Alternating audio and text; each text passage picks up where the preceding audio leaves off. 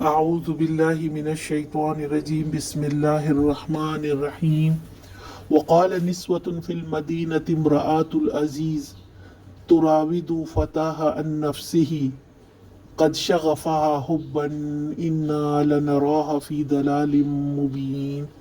شہر کی عورتیں آپس میں چرچا کرنے لگیں کہ عزیز کی بیوی اپنے نوجوان غلام کے پیچھے پڑی ہوئی ہے، محبت نے اس کو بے قابو کر رکھا ہے، ہمارے نزدیک تو یہ صریح غلطی کی بات ہے۔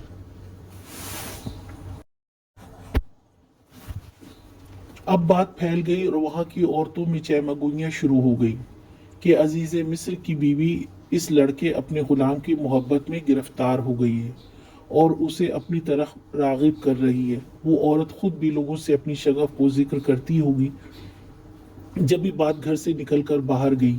ویسے بھی اللہ کا قانون ہے کہ وہ برائی پردوں میں بھی ہو تو اسے کھول دیتا ہے، سچ دنیا کے سامنے لا کر رکھ دیتا ہے تاکہ کوئی ناحق نہ مارا جائے۔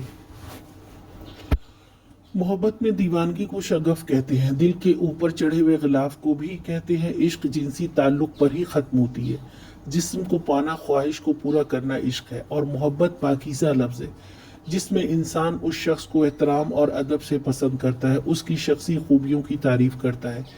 اس لیے یہ کہنا کہ کوئی عاشق رسول ہے یا اسے اللہ سے عشق ہے غلط ہے۔ اس کے لیے ہم محبت، عقیدت، احترام اور الفت جیسے خوبصورت الفاظ استعمال کرتے ہیں۔ اسی لیے عورتوں نے کہا کہ یہ تو غلط بات ہے کہ بادشاہ کی بیوی اور ایک غلام کو اپنی طرف بلائے، یہ بڑی گمراہی اور شرمناک بات ہے۔ آج کا سوال، شغف کیا ہے؟